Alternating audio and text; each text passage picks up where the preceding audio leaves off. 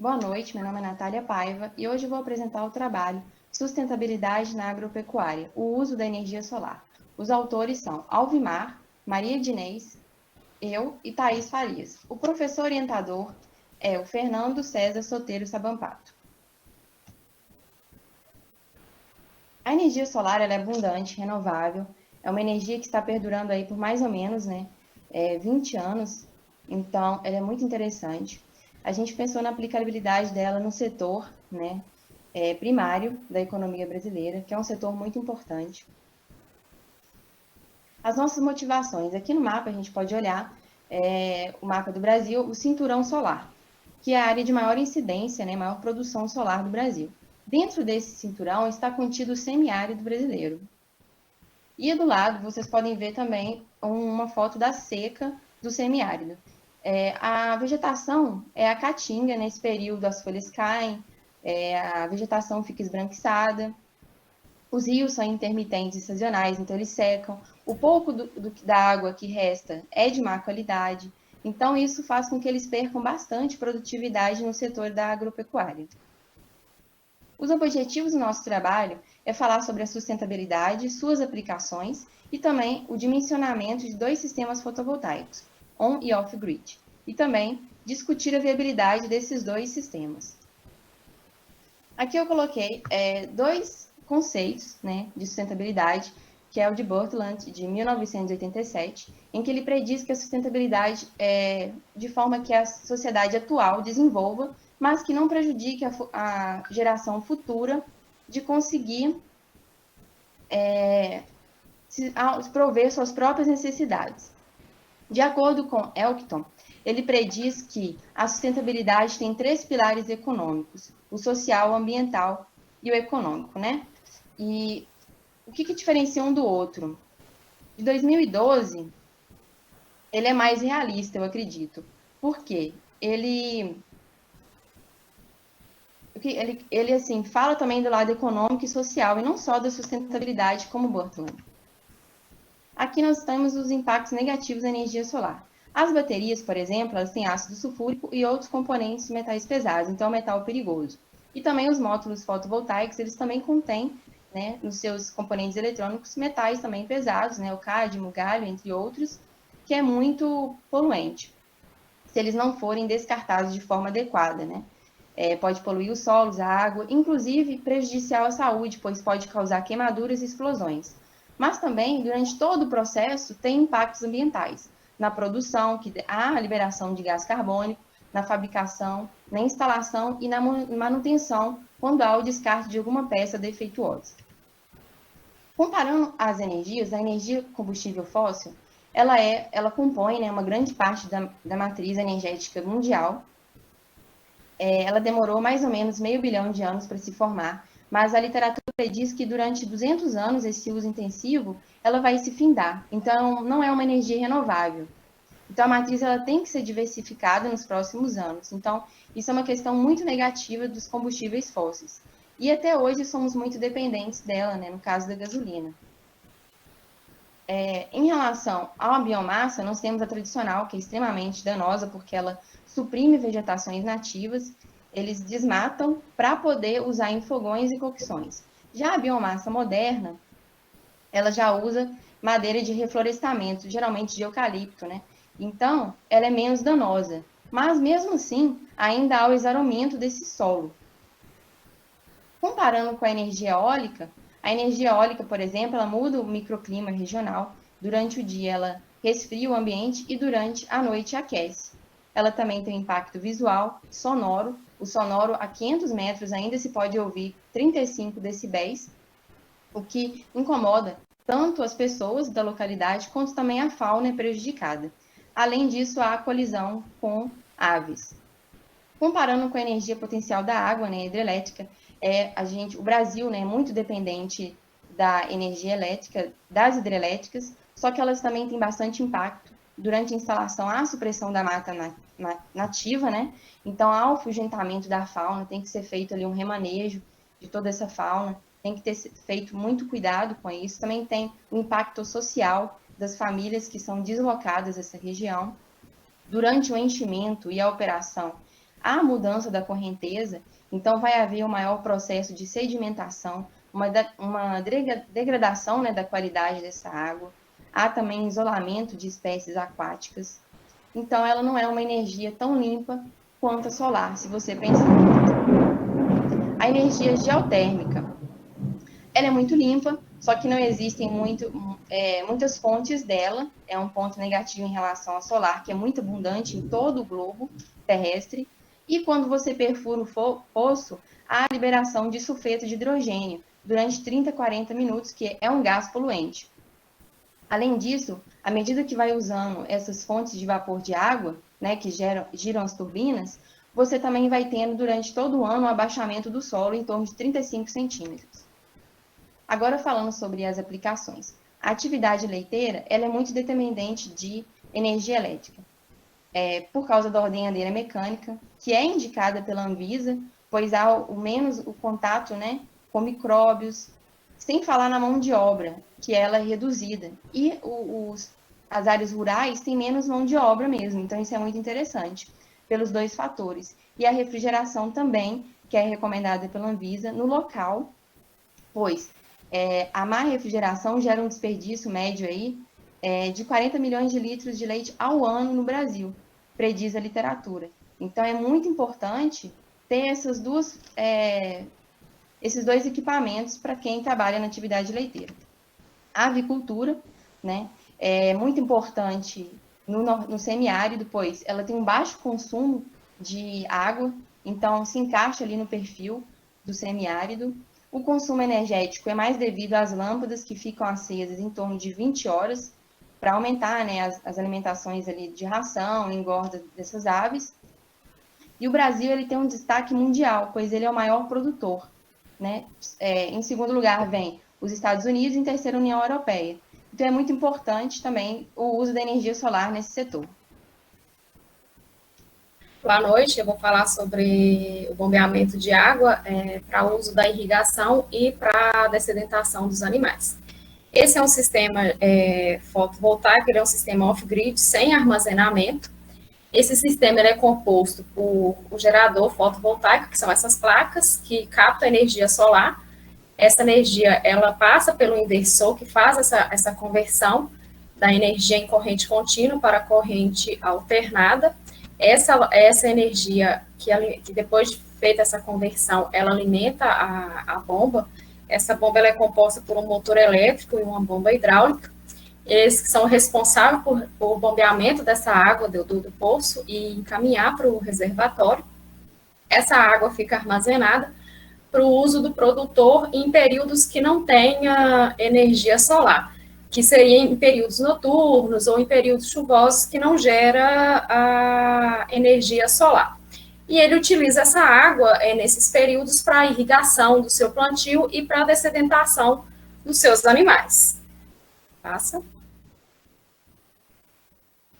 Como eu já falei anterior, a utilização dessa água na irrigação, isso através desse sistema, o produtor ele aumenta a sua produção e, consequentemente, ele amplia o número de safra ao longo do ano, e o que permite que esse produtor ele tenha uma lucratividade maior com essa produção extra que ele tem na entre-safra.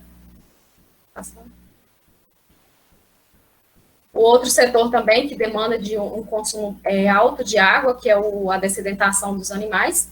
Por exemplo, um boi de corte, ele consome em média 50 litros de água ao dia. Ele tem uma expectativa de vida, uma expectativa média de vida de 800 dias. E até ele chegar à sua vida adulta, ele vai consumir uma média de 40 mil litros de água. E como é um setor que demanda de bastante água, o produtor, ele, utilizando esse sistema, que é um sistema econômico, esse produtor, o pecuarista, ele vai enfrentar esses problemas hídricos com uma facilidade melhor. Passa.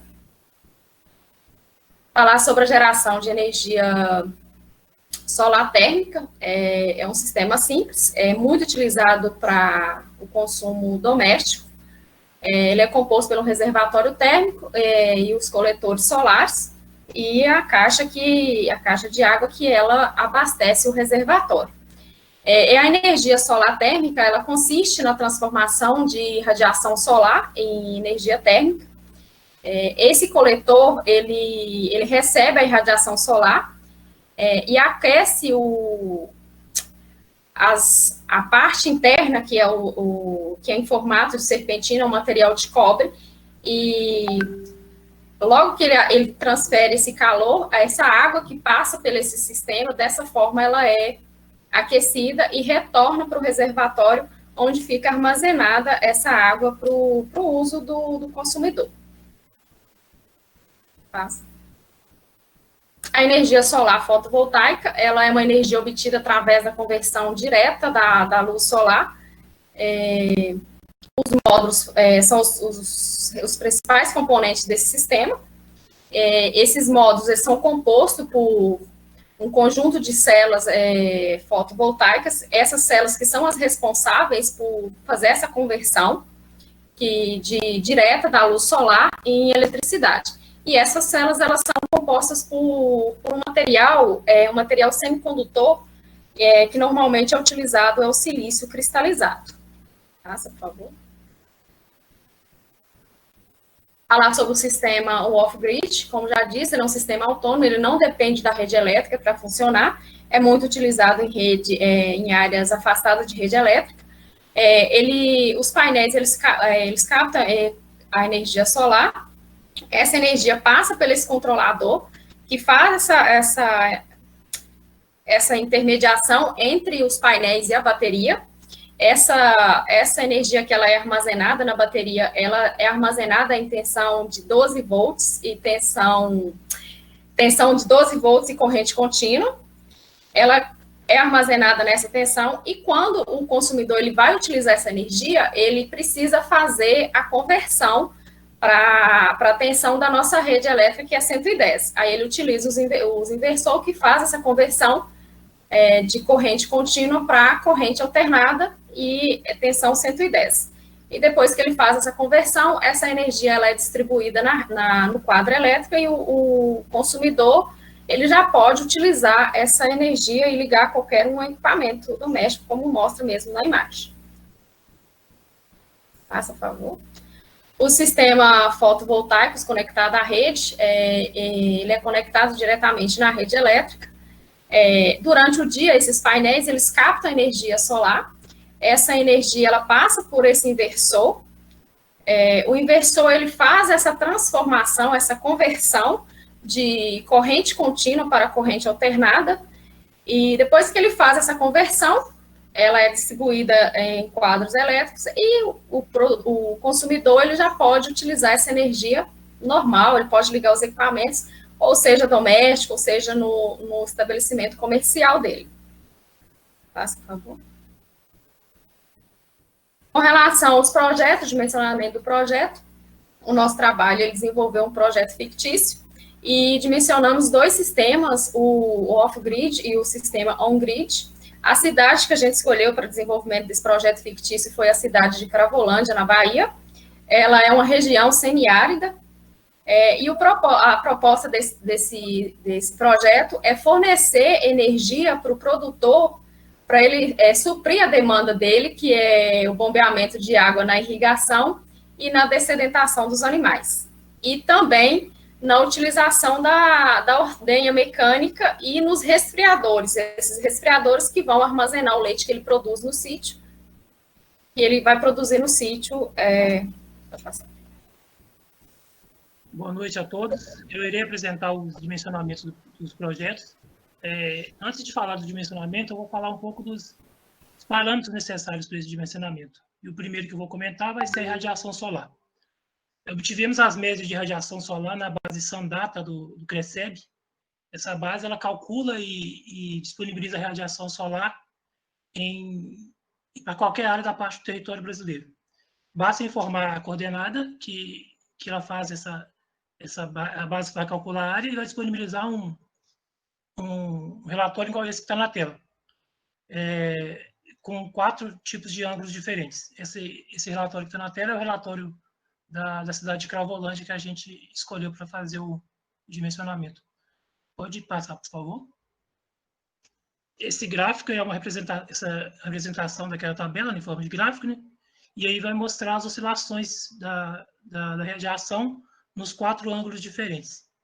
Para o sistema off-grid, a gente escolheu a menor radiação, que no caso aqui seria a radiação do mês de junho, que seria no plano horizontal, e no valor de 3,5 kWh por metro cúbico dia. Assim, a gente visa garantir a segurança, porque o sistema vai ser projetado para gerar energia necessária para o projeto, mesmo com o mínimo de radiação possível. Para o sistema on-grid, a gente escolheu a média anual das radiações, no caso deu 4,9 kW por metro quadrado, dia, pois o sistema é conectado à rede, então ele tem mais segurança, então tem menos chance de ter falta de energia. Pode passar? Outro parâmetro importante que a gente considerou é o consumo de água. O projeto fictício a propriedade do projeto fictício que a gente pensou, tem 2 hectares, sendo desses 2 hectares, uma parte dele é para criação de animais, no caso, com bovinos, suínos e caprinos, são os animais que a gente considerou, que tem um maior consumo de água, e eles consomem por dia 720 litros de água. A outra parte do sistema, da propriedade, ela é para a agricultura, com plantio de frutas cítricas, hortaliças, feijão e milho. O consumo de água para irrigação dessas plantas está em torno de 38 mil litros de água. E a gente considerou também o consumo da família de 750 litros de água, totalizando um valor de 39.500 litros de água para o consumo da fazenda, da propriedade. Pode passar, por favor? Com essa informação do consumo diário de água, a gente escolheu a bomba que será utilizada. Foi feito posteriormente o cálculo do consumo de energia da bomba e também dos outros equipamentos que a gente vai utilizar. No caso, seria a ordenhadeira e 2 resfriadores de leite. Somando esse consumo de cada equipamento, a gente tem um consumo total do projeto que deu 574 kWh mês. Pode passar, por favor. Agora a gente vai começar a falar dos dimensionamentos do sistema off-grid. O primeiro passo seria escolher o módulo fotovoltaico. Com as informações do módulo, a gente já pode começar a calcular os componentes. O primeiro componente que a gente vai calcular seria a potência de pico. O cálculo da potência de pico, através da equação consumo em kWh dia, vezes a irradiância de referência, que no caso é 1 kW por metro quadrado, dividido pela irradiância solar média diária, que é aquele dado que a gente coletou lá na base da Crescent, no caso aqui seria o maior mínimo mensal, que é 3,5 kWh por metro dia, vezes o fator de perda de potência e vezes o fator de perda de segurança.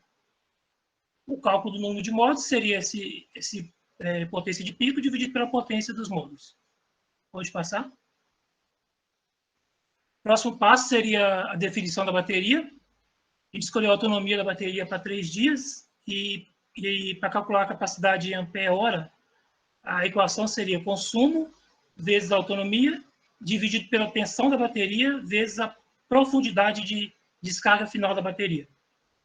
Para o cálculo da controlador de carga, a gente vai multiplicar a corrente de curto-circuito vezes o número de módulos fotovoltaicos. E depois acrescer a esse valor final 10% como fator de segurança. Pode passar? Agora seria o número de inversores, né? O cálculo do número de inversores é dividir a potência de pico pela potência do inversor. Pode passar? Não, só um minuto, falta a área total. O cálculo da área total seria o número de módulos vezes a área de cada módulo. Agora pode passar, por favor. Aqui tem a tabela. Nessa tabela a gente colocou os valores que a gente encontrou em cada uma dessas equações que eu comentei. Então, para o sistema off-grid, o arranjo ficaria assim, 56 módulos fotovoltaicos, 4 baterias. Para o cálculo das baterias, a gente fez o cálculo da capacidade das baterias e encontrou um valor de 3.990 ampere-hora. Como foi adotado a capacidade de 1.000 ampere-hora para cada bateria, serão necessárias 4 baterias ligadas em paralelo para suprir. No caso do controlador de carga, a gente achou uma corrente de 671 ampere. Neste caso, a gente adotou 11 controladores de carga de 60 ampere e um de 20 ampere. Ainda teríamos um inversor de 25 kW e a área total ficou em 123,76 metros quadrados. Pode passar? Isso aqui é um arranjo um arranjo em forma de diagrama, né, do sistema. A energia gerada nos módulos, ele passa pelos controladores de carga, são conduzidos pela bateria ou direcionados para o inversor. O inversor faz essa conversão de corrente contínua para corrente alternada e encaminha essa energia para o consumo. Quando não está tendo consumo, a energia é armazenada nas baterias, e quando não está tendo geração e a demanda de consumo, a energia é consumida, ela é retirada das baterias. Pode passar? Agora seria o dimensionamento dos componentes do sistema on-grid. O primeiro passo é calcular a potência de pico. A equação é consumo vezes irradiação de referência, dividido pela irradiação solar média vezes a performance de Ratil. A irradiação solar, aqui no caso a gente usou 4,9, que é a irradiação solar média para a cidade de Cravolândia. Para o cálculo do número de módulos, basta dividir a potência de pico pela potência. Pode passar. Número de inversores. O número de inversores é dividir a potência de pico pela potência de corrente contínua do inversor. E o número de módulos por strings é dividir a corrente contínua máxima, a tensão de corrente contínua máxima, pela tensão de circuito aberto. Pode passar. Agora seria o número máximo de módulos por inversor. Para calcular esse número máximo de módulos por inversor, é dividir a potência de corrente contínua do inversor pela potência do módulo fotovoltaico. E, no caso final, a área total, que é o número de módulos, vezes a área de cada módulo. Pode passar. Aqui tem uma tabelinha também que eu coloquei os valores de cada uma dessas equações. Então, para o sistema off-grid, o on-grid, no caso, ficaria 11 módulos fotovoltaicos, um inversor de 5 kW, seria ligado 11 módulos em um único inversor, apenas um string e 11 módulos por string. A área total ficaria em torno de 24,31 metros quadrados. E esse seria um diagrama do arranjo, né? A energia gerada nos painéis, ela é encaminhada para o inversor faz a conversão de corrente contínua para corrente alternada e direciona essa energia para o quadro. Do quadro de energia, ela já é encaminhada para o consumo dos equipamentos. E quando não está tendo consumo ou está gerando mais do que o consumo, a energia é encaminhada para o medidor da concessionária e injetada na rede. Pode passar? Bom, boa noite. Eu vou falar um pouquinho dos orçamentos propostos. Nós adquirimos aí 2 orçamentos, um do sistema off-grid e outro do sistema on-grid, pela empresa Elf Engenharia, que é especializada em projetos de energia solar. Para estes orçamentos foram desconsiderados aí a questão do frete, porque como é um projeto fictício, não temos uma distância exata como para padronizar. No caso do sistema off-grid, ficou em torno de R$250 mil. Pode passar. Do sistema off-grid, o orçamento ficou em torno de R$19 mil. Pode passar. Então, com relação aos benefícios socioeconômicos, na região semiárida, houve um crescimento de rebanhos de caprinos, ovinos e bovinos, durante um período de 11 anos, que data de 96 a 2007.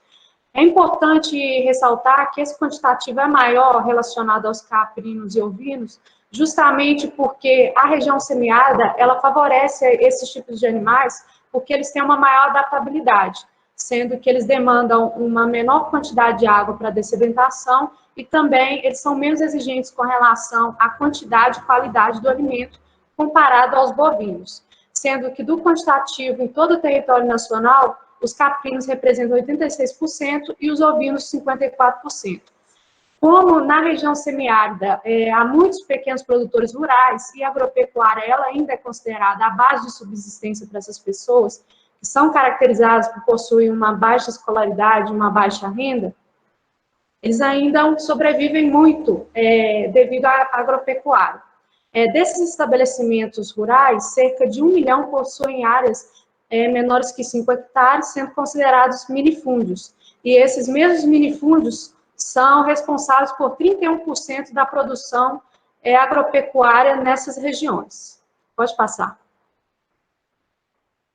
Bom, com relação à viabilidade econômica dos projetos propostos, há alguns índices que são utilizados para poder analisar a viabilidade, que é o payback simples ou descontado, sendo que para o presente projeto nós consideramos o payback descontado, porque ele avalia aí o valor do dinheiro no tempo, considerando uma taxa de desconto. Tem também o valor presente líquido, que é o VPL, e a taxa interna de retorno, que é a TIR.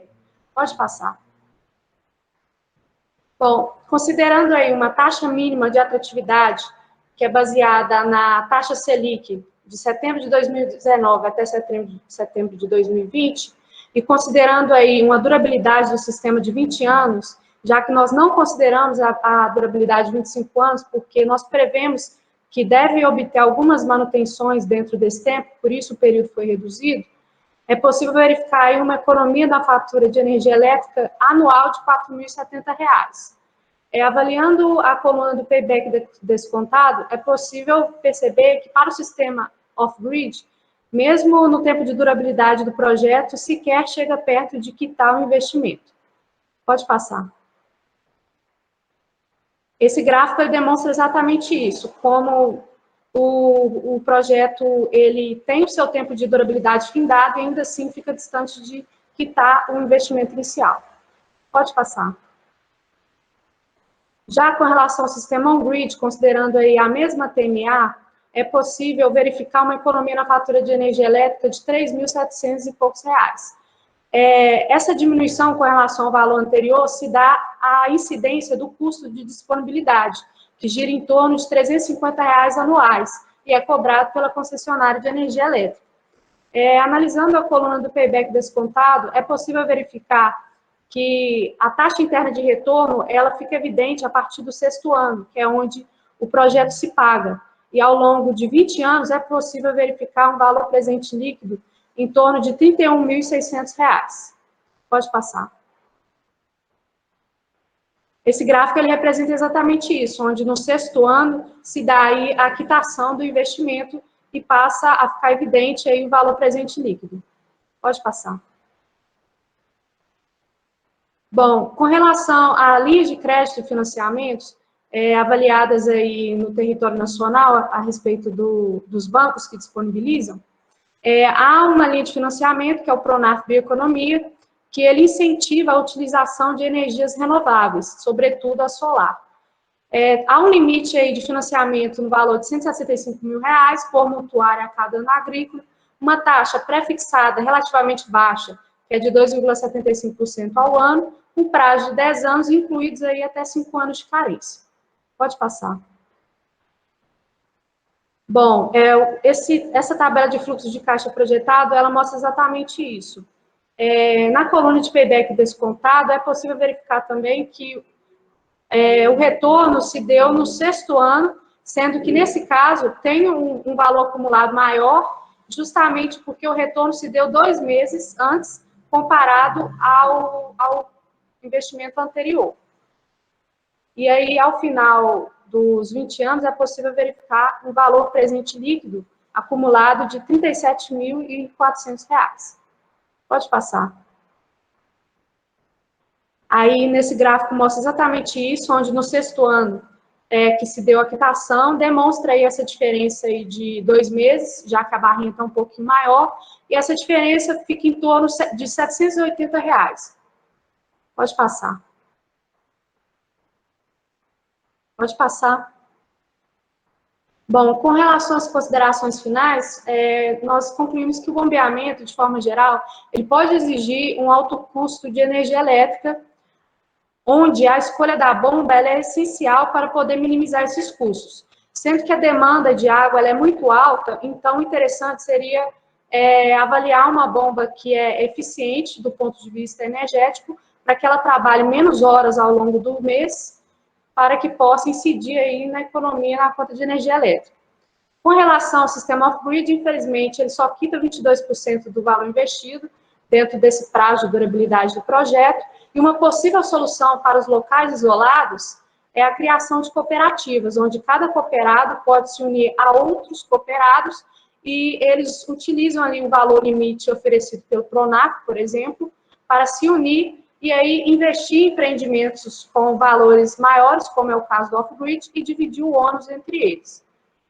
Como o que foi apresentado no nosso projeto em termos de viabilidade ao sistema on-grid, é possível avaliar que ao final aí do tempo de durabilidade do projeto, há um valor presente líquido acumulado de R$ 31.600 ou R$ 37.400, dependendo aí da modalidade de financiamento escolhida.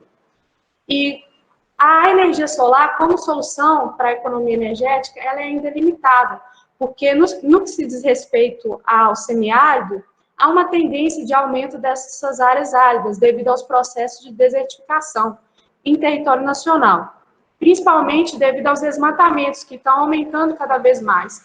Então, considerando essa questão do aumento da desertificação, pode ser que venha a haver maiores incentivos e inovações no setor da energia solar, para que ela possa aproveitar esses altos índices de radiação, que é característico dessas áreas áridas, para que possa ser implantado de forma mais abrangente. E aí ela possa estar participando de uma forma considerável da matriz energética brasileira, comparada a outras energias sustentáveis. Porque, dependendo do perfil do produtor rural, infelizmente, ela pode ser inviabilizada do ponto de vista financeiro. Pode passar. Essas são as nossas principais referências utilizadas. Pode passar. Pode passar. Pode passar. Pode passar. Obrigada.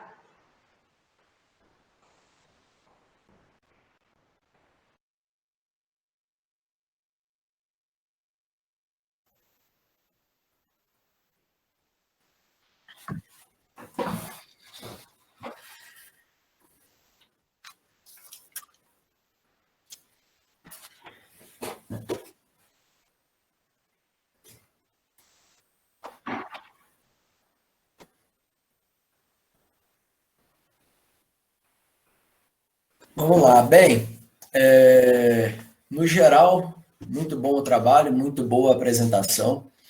O PDF está com vários grifos, vários comentários, alguns deles são perguntas que não ficaram claras, outros são sugestões, algumas sugestões que eu realmente tenho convicção de que podem melhorar o trabalho, outras sugestões de que talvez vocês vão olhar e falar assim, não, eu não discordo, e tá tudo bem também. Volta lá no início dos slides, por favor. Teve uma coisa que, quando eu estava lendo o trabalho de vocês, me chamou bastante atenção e se repetiu no início da apresentação. Eu achei as comparações muito tendenciosas. Então, quando compara solar com eólica, solar com combustível fóssil, solar com geotérmica, eu achei que, digamos assim, puxaram demais a sardinha para o solar. E eu sou fã de energia solar, eu vendo energia solar, e na hora que eu vou vender energia solar eu puxo muito a sardinha, não que eu esteja competindo contra a eólica, né, mas... só que num trabalho acadêmico não é esse o papel. O papel é a gente buscar fazer uma análise mais imparcial. Com relação à energia geotérmica, vocês citaram o abaixamento do solo. Eu fiquei bem curioso sobre isso, não tenho nenhum conhecimento sobre o assunto, e vocês citam esse impacto e não dão nenhuma explicaçãozinha, assim, nem meio parágrafo ali. Eu senti falta disso, tanto no texto quanto na apresentação oral agora. Uma coisa que me chamou a atenção pelo lado positivo nessa apresentação foi vocês comentarem sobre a baixa necessidade de manutenção e a sinergia que tem do sistema solar fotovoltaico e a sinergia que tem entre isso e uma fazenda, né, uma propriedade rural que de subsistência ou com uma baixa produtividade. Subsistência não, né? Não é esse o caso do trabalho de vocês. Mas, enfim, uma propriedade rural, um agronegócio com poucos recursos ali. Então, é algo que eu não lembro se eu li isso no texto. Se não tiver lá, coloquem, porque eu acho que vale muito a pena. Gostei dessa sinergia que vocês identificaram. Na sequência, vocês apresentam bombeamento mais fotovoltaico sem bateria. E aí eu tenho uma pergunta para vocês. Por que vocês não consideraram um bombeamento sem bateria para fazer a análise contra o on-grid?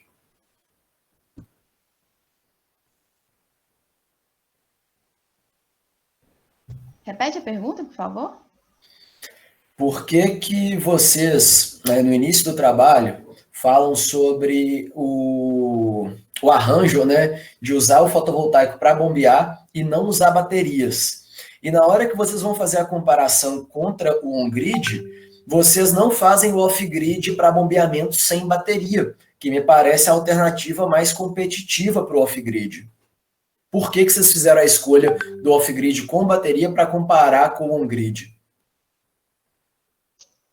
Entendi. E usaria só a bomba durante o dia, né, no caso. Exato. Acho que foi para mostrar também a questão da bomba, né? Da bateria. Mas é bem interessante o que você está falando. A gente poderia ter feito isso, mas é porque a bateria encarece mesmo o sistema. Do meu ponto de vista, vocês colocaram o off-grid na pior condição, assim. É como se fosse uma prova de natação, vocês colocassem ele para pular na piscina de moletom. Necessariamente você vai ter que ir com bateria. E aí é claro que ele perdeu pro on-grid. Vocês falam no final, vou puxar um pouquinho.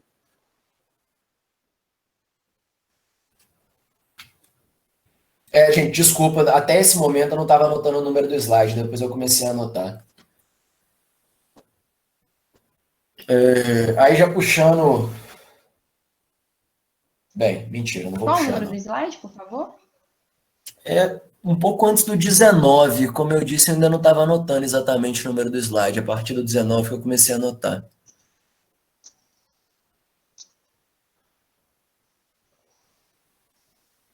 Acho que é um pouco antes, né?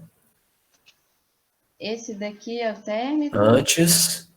Esse daqui não fala sobre isso. Então. Isso, sem a bateria.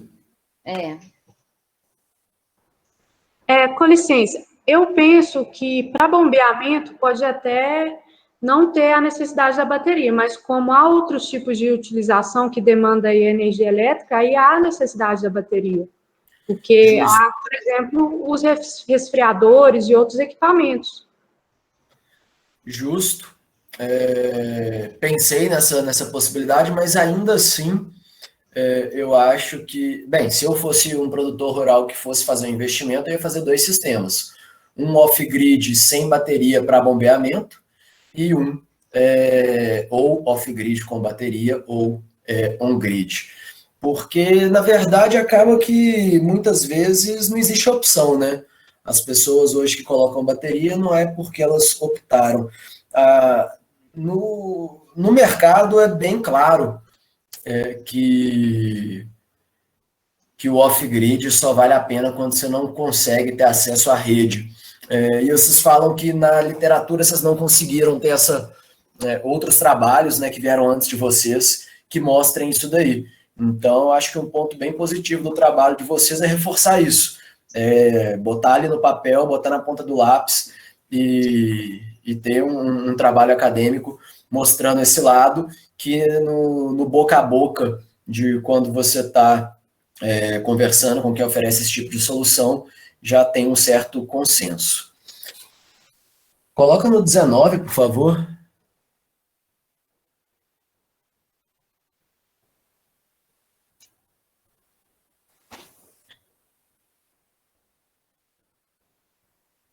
Bem, não vou entrar muito em detalhe, não. Pode seguir para o 23, por favor.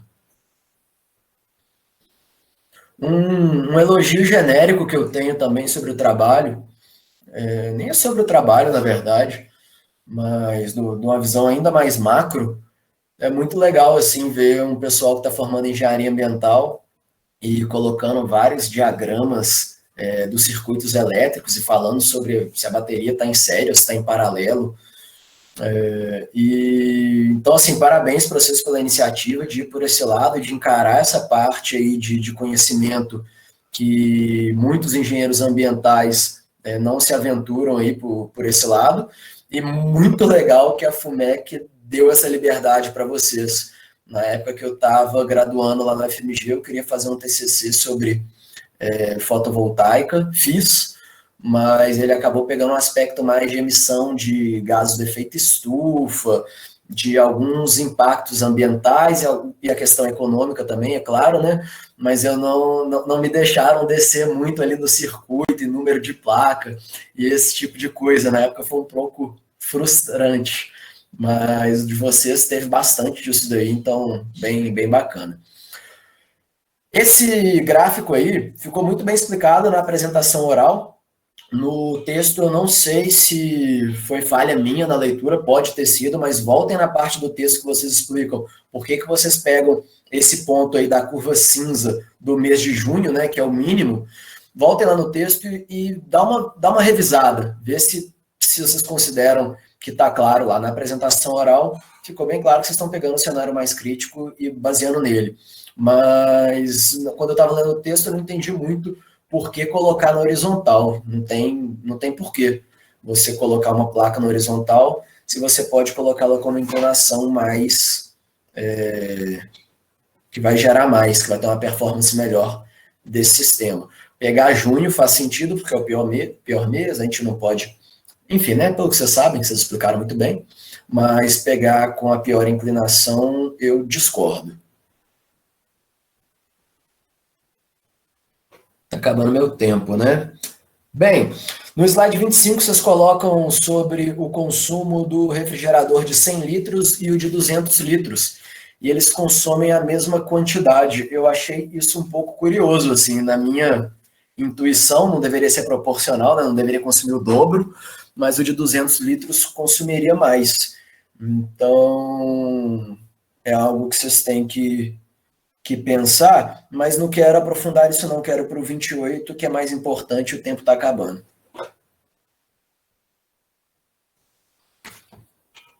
Slide 28, número de inversores é a potência de pico, né? Então, número de painéis vezes a potência de cada painel, dividido pela potência do inversor. Isso é uma aproximação, mas que não é a prática, não é como se otimiza. Na prática, existe o sobredimensionamento do inversor, então o número de painéis que você coloca no inversor dá uma potência maior do que a potência nominal dele. Então, a potência de entrada que esse inversor consegue trabalhar é maior do que a potência CA de saída dele, né? É muito comum se utilizar algo em torno de 30%, não gosto muito disso, que é meio que um número mágico, né? A gente está aqui debatendo um trabalho acadêmico, tem que fundamentar esse tipo de coisa e não fazer 30%, porque todas as empresas fazem, mas fato é que esse número não é 0%, esse número é maior do que isso.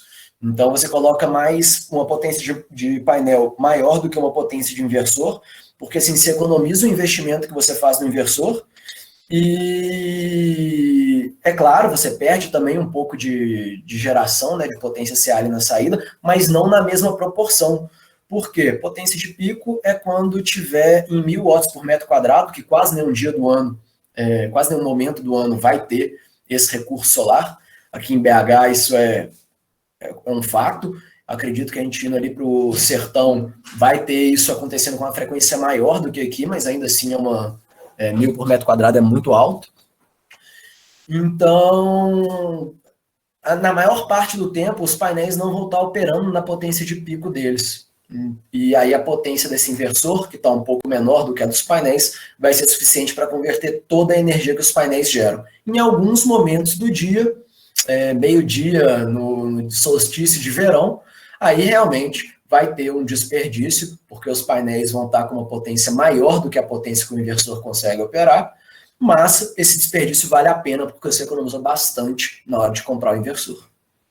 Bem, vou terminar por aqui, tinha mais alguns comentários sobre o tempo. Geralmente eu vejo essas avaliações de investimento com 25 e não 20 anos, e bem, um questionamento sobre o fato de apontarem cooperativa para os sistemas off-grid. Eu acho que eles estão tão longe de serem economicamente viáveis que não vai ser uma cooperativa que vai salvar essa situação aí. Acho improvável que a cooperativa resolva uma inviabilidade econômica tão clara.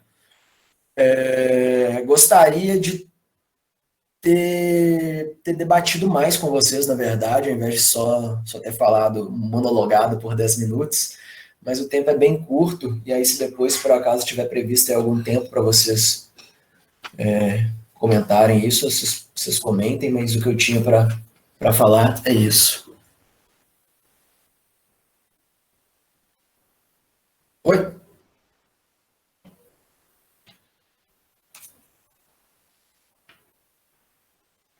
Bem, então, complementando aí com a última pergunta, eu vou ficar com essa do tempo da análise do investimento. Por que vocês optaram por fazer com 20 anos? Se vocês se depararam com algum estudo que fazia com 25 anos ou com algum outro período de tempo? Nos estudos que são feitos por 25 anos, eles consideram o tempo de durabilidade do projeto, que é esse patamar. Nós reduzimos para 20 anos porque nós estamos considerando que há um valor investido aí em manutenções. Como nós não conseguimos levantar esse valor exato para poder colocar aí detalhadamente, nós diminuímos o tempo de durabilidade do projeto para fazer essa compensação. É como se 5 anos do projeto fosse de manutenção. Entendi, e agora você, na verdade, refrescou a minha memória, porque eu acho que no texto vocês falam um pouquinho disso. E, bem, legal, faz um pouco de sentido, mas, ao mesmo tempo, na questão do tempo de retorno do investimento, não impacta, né? Se o tempo de retorno do investimento, claro, se ele for menor do que 20 anos, se o tempo de retorno do investimento está com 5 anos, dessa maneira que vocês calcularam, e vocês fazem análise com 20, com 25 ou com 200 anos, ele vai continuar sendo 5 anos o tempo de payback. Se vocês colocam, por exemplo, 5%, não, 5% é muito. Vocês colocam, por exemplo, 0,5% do investimento inicial a cada ano para poder fazer manutenção. O tempo de payback do investimento deixa de ser 5 anos e passa a ser 5 anos e alguns meses. Então, é uma aproximação razoável, mas tem que levar isso daí em consideração também. Ok, a gente vai trabalhar em cima do percentual, então. Acho que fica interessante. E é fácil fazer. Vocês que já estão com as tabelas prontas para fazer isso daí, incluir um X% ali a mais, que vai ser uma diminuição dessa economia a cada mês, a cada ano, vai ser bem tranquilo.